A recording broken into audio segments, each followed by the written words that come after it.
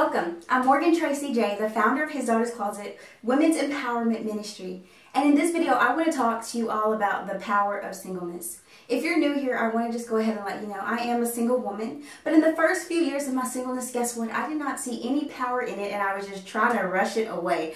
I was just sitting cross-legged, waiting on Mr. Right to jump through the doors. But the truth and the honest reality of it was there was power in my singleness. And since I see it today, I want to help you out in yours. The first thing we need to acknowledge is that when I'm talking about the power in our singleness, it's because I'm taking it from the Word.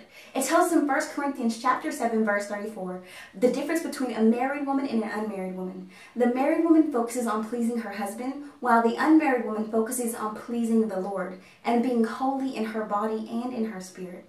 So with that being said, we already see the difference. When you're a single woman, you're supposed to be focusing on pleasing the Lord and being holy in your body and in your spirit.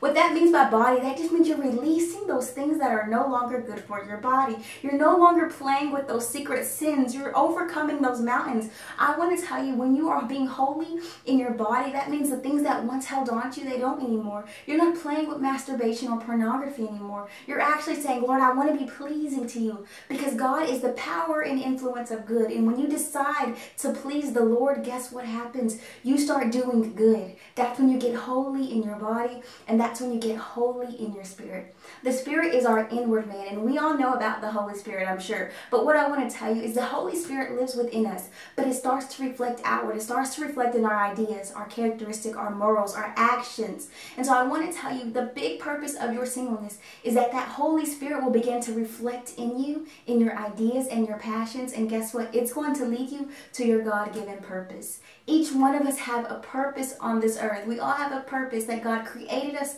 to do something. So I want to tell you, even the flowers, even the hairs on our eyes, our eyelashes, everything has purpose. Everything God creates has purpose, including you. So I want to tell you today that the power in your singleness is that you will be holy. You will be set apart. You will be holy in your body and in your spirit, and your spirit will begin to reflect your God-given purpose. The power in your singleness is that it will lead you straight into your purpose. That's one of the biggest things I learned in my singleness, is that I couldn't find my purpose until I got holy, until I got set apart, until I got consecrated with the Lord.